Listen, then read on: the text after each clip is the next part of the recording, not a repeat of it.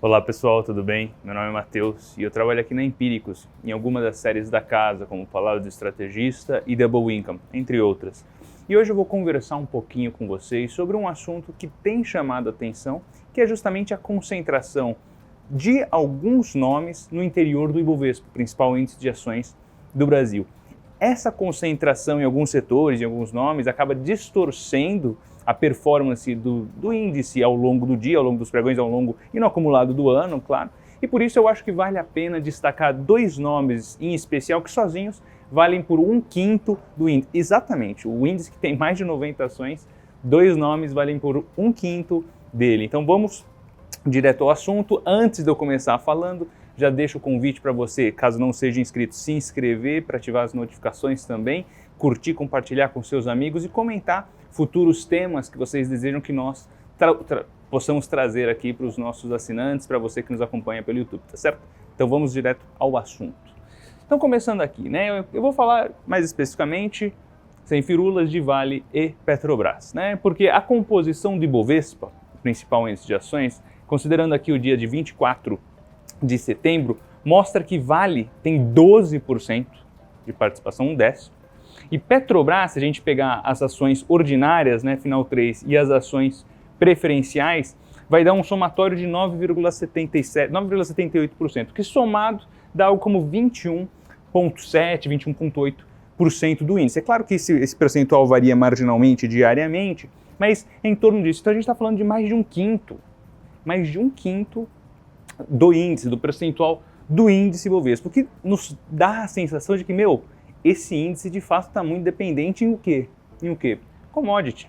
Né? Se a gente pegar o Ibovespa, né, que tem 91 empresas, a gente tem, no setor de commodities, tem algumas classificações, tá? A gente tem algumas maneiras de classificar esses setores, mas se a gente quebrar pela classificação da própria B3, a gente vai colocar que as commodities perfazem algo como 29,3%, quase 30% do índice, num total de 12 empresas. Olha só, 30% do índice em 12 empresas, sendo que tem 91.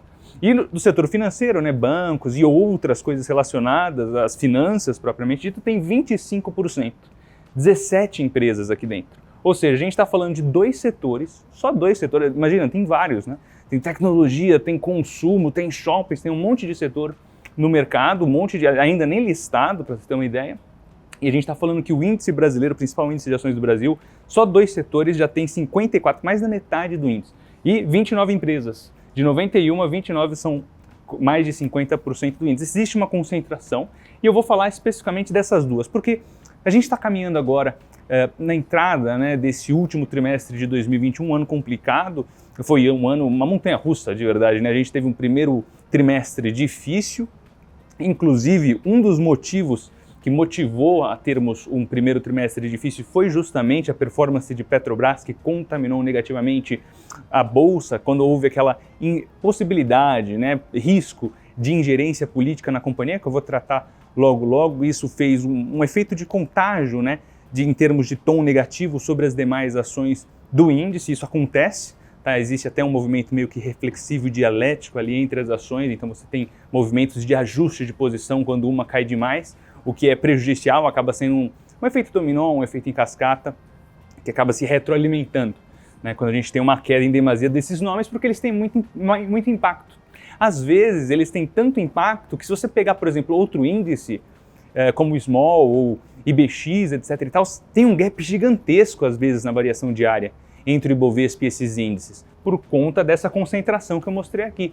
Um dia bom de commodities e bancos, muitas vezes, não necessariamente vai ser um bom dia de bolsa. Entendeu? A gente tem 400 ações aí na B3, listadas na B3, outras com mais liquidez, outras com menos, a gente pode discutir isso, né? Quantas ações com liquidez tem? 200, 300, enfim, isso é discutível. Mas se a gente pegar um dia bom de financeiros de commodities e os outros setores um dia ruim, a gente vai ter uma distorção do Ibovespa. Eu vou falar dessa distorção que cobre 20%, que é o setor de commodities, mais especificamente minério de ferro, em Vale, e petróleo, em Petrobras. Quais são as perspectivas dessas companhias para os próximos 3 meses, para a reta final de 2021 e o que nós esperamos para 2022? Esse é o meu objetivo aqui hoje. Então, começando com Vale 3. Antes, um pequeno disclaimer, essas duas ações fazem parte de algumas carteiras aqui da Empíricos. Nós cobrimos fidedignamente cada uma dessas ações, dia a dia, cobrindo com nos resultados corporativos, ajustes de exposições, qualquer fato relevante que a empresa divulgue, nós estamos cobrindo. Temos algumas equipes cobrindo, na verdade, esse nome, porque ela está presente, Vale e Petroelas estão presentes em algumas carteiras da casa, né? Nós gostamos da tese, grosso modo. Existem algumas ressalvas, as quais eu destacaria agora, mas nós gostamos de maneira geral das duas, inclusive para os 3 últimos meses do ano. Para o ano que vem é um pouco diferente a história, mas ainda assim estamos construtivos com as duas, tá? Então vamos lá. Então começando aqui, Vale, a gente tem uma performance ajustada para o provento de algo como 6% até 23 de setembro, já chegou a subir no ano 30%, e desde esse high histórico de 2021, né, o máximo de 2021, ela caiu 27%. Por quê? Arrefecimento desse boom de commodities. Eu fiz um vídeo falando especificamente sobre esse boom de commodities, etc e tal, se a gente estava entrando num novo ciclo de commodities, e agora a gente passou por uma correção de alguns preços, porque existia também um exagero em alguns preços de commodity. Claro, é muito sensível à China, e China também está passando por estresse ao longo de 2021, não só de atividade, como questão de regulação, e agora mais recentemente com possibilidade de crise de crédito e de liquidez, por conta da Evergrande, né, a Evergrande, aquela imobiliária gigantesca no gigante asiático, né, gigantesca no gigante asiático. Então ela caiu 27% desde esse máximo histórico, mas ainda sobe 6% no ano. O valor de mercado dela está ali em torno de 440 bilhões de reais, uma das empresas mais valiosas da América Latina, tá? Muito relevante, e com um EBITDA no primeiro semestre da ordem de 19, quase 20 bilhões de dólares, e uma dívida líquida baixa, uma dívida líquida, né, se você pegar a dívida bruta e descontar o caixa dela, de algo como 700 milhões de dólares.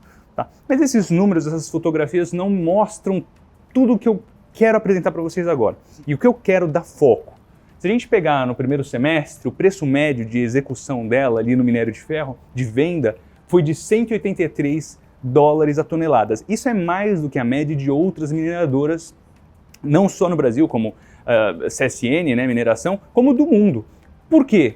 Porque o minério de ferro da Vale, né, Carajás, ali, Serra Pelada e tal, é de melhor qualidade.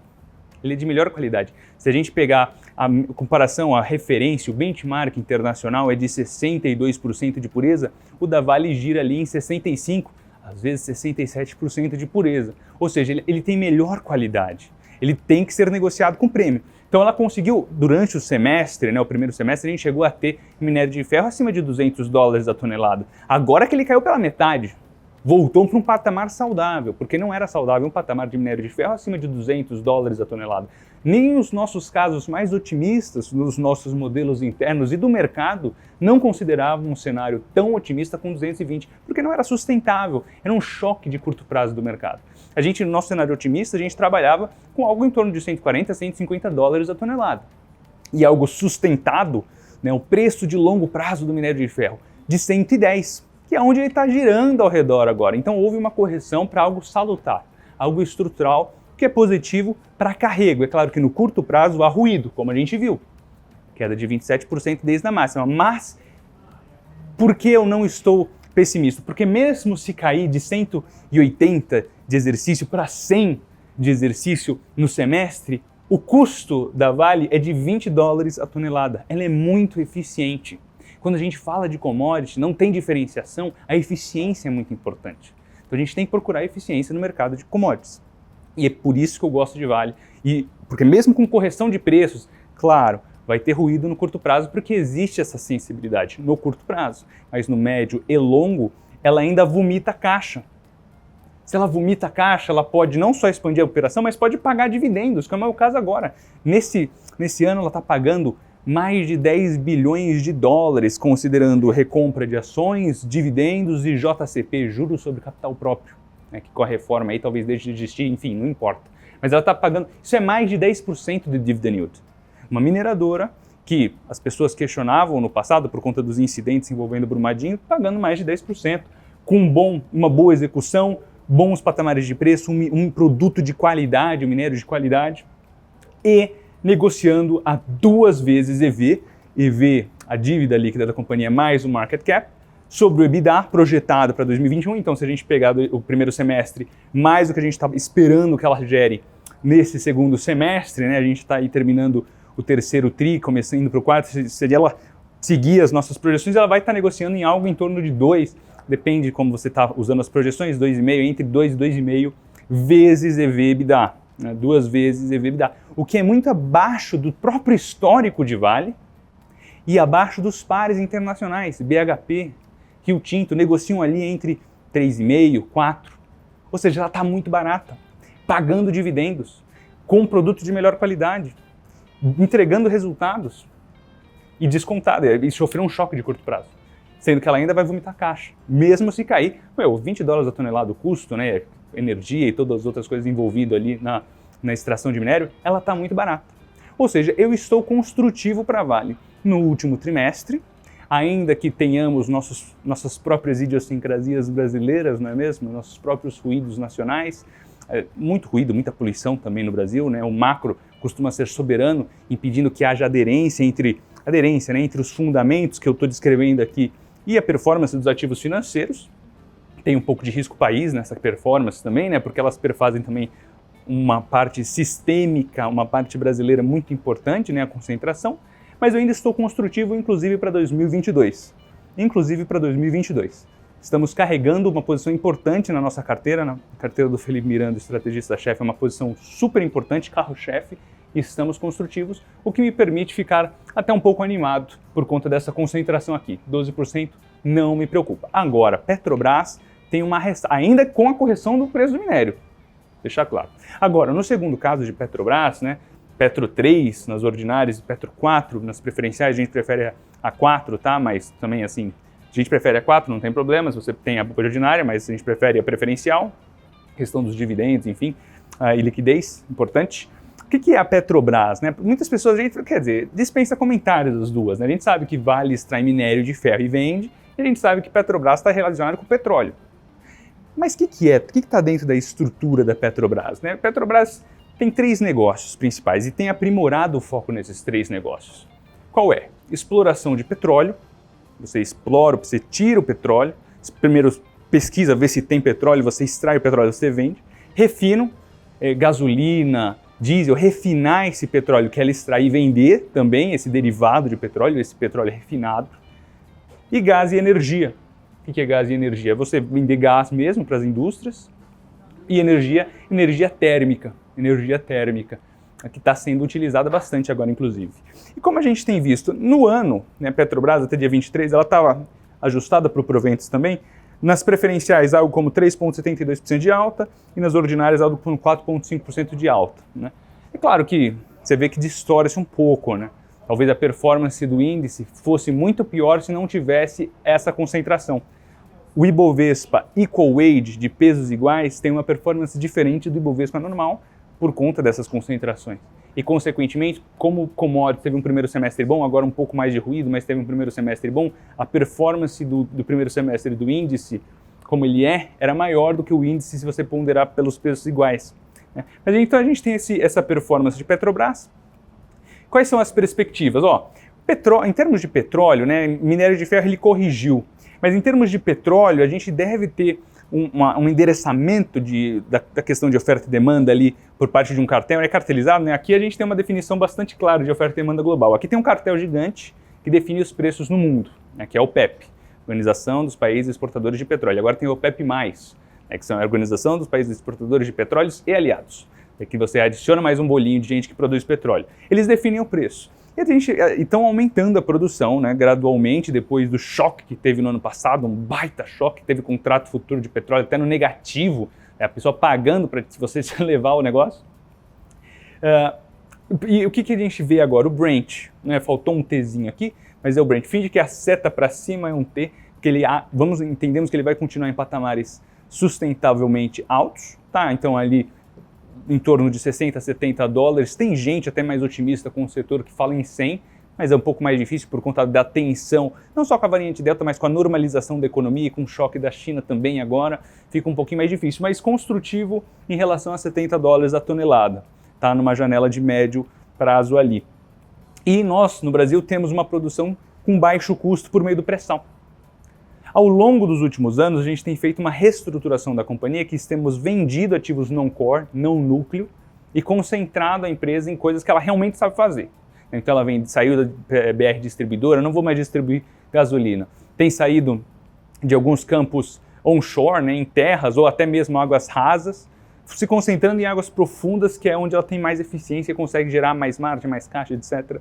Então, nesse segmento de exploração de petróleo, ela está bem posicionada, que nos permite ser construtivos com a empresa. Na questão de refinos, captura reabertura, as pessoas utilizando mais o carro, comprando mais gasolina, e também, se a gente tem alta dos preços do petróleo e a alta do dólar aqui no Brasil, a gente tem uma alta dos preços dos derivados, né? Então você tem também um cenário positivo para refino. E por fim, gás e energia é beneficiado pela reabertura, indústrias precisando mais de gás, e agora também pela crise hídrica. Eu fiz um vídeo sobre a crise hídrica, convido você a dar uma olhada no canal da Empíricos gratuitamente, sobre por que a gente está passando por esse problema, mas você tem a demanda das térmicas da Petrobras. Ou seja, os 3 negócios dela estão com perspectiva positiva para os próximos meses. Mas por que eu não fico tão construtivo com Petrobras como sou com Vale? Por conta do fator político. Ano que vem é ano de eleição e ela vai estar sujeita a bastante ruído político. Estou construtivo, temos em carteira, mas em uma proporção menor. Lembra, você não vai fazer uma carteira de ação com só 2 nomes, você vai ter pelo menos o quê? Uns 15 nomes ali. Então, se você for ter os 2, ter mais Vale do que tem a Petrobras. Entendeu? Ter mais Vale do que tem a Petrobras, porque ela tem um pouquinho de ruído político, ainda somos construtivos. Eu falei aqui porque a empresa porrada, né, teve a reestruturação, tem gerado mais EBITDA, tem vendido ativos non-core, está descontada frente ao próprio histórico e a pares internacionais, tem reduzido a sua dívida e com essa redução de dívida ela tem pago mais dividendos. Pagou um dividendo porradão agora no segundo tri. Então a companhia em si ela é boa, mas o ruído político me preocupa e ano que vem é ano de eleição, vocês sabem como é o negócio aqui no Brasil, o negócio é louco, então fico um pouquinho mais preocupado com Petrobras, o que vai gerar um pouquinho mais de atrito sobre o Ibovespa, né? Um pouquinho mais de sensibilidade. Vale, bacana, show de bola, tem o problema do minério de ferro, mas como eu disse, endereça. Petrobras, bacana as operações, mas tem o problema do ruído político. Tem sempre, né, um fator positivo e um fator negativo. De maneira geral, estou construtivo com as duas, por isso estamos em carteira, mas sempre precisa de uma atençãozinha nessas duas questões. Continuidade da correção do preço do minério pode impactar Ibovespa por conta da concentração e ruídos políticos que podem impactar a Petrobras e, consequentemente, Ibovespa por conta da concentração. Tá certo? Era isso que eu queria passar para você hoje. Eu espero que você tenha gostado. Não se esqueça de se inscrever, compartilhar com seus amigos, curtir, comentar o que você acha desse tema. O que você acha que está caminhando? Agora, com o mercado de capitais brasileiro se desenvolvendo, a gente vai ter uma diluição dessa concentração? Será que isso vai acontecer? Ou se a gente vai concentrar mais, como tem se concentrado mais, por exemplo, índices nos Estados Unidos em setor de tecnologia? Qual será o caminho de um mercado brasileiro mais desenvolvido? Comenta nos comentários a sua opinião. Antes de eu finalizar, eu convido para você a baixar o aplicativo da Empíricos. Se você já o tem, atualiza. A nossa última versão possibilita agora compras de ações em ETF pela Vitrio dentro da plataforma do app da Empíricos. Então, super dinâmico, super sofisticado e que você tem acesso gratuitamente, rápido, fácil. Tá certo? Convido lá, fica aqui o convite. Com certeza você vai aproveitar bastante. Pessoal, era isso que eu queria passar para vocês. Espero que vocês tenham gostado e até a próxima.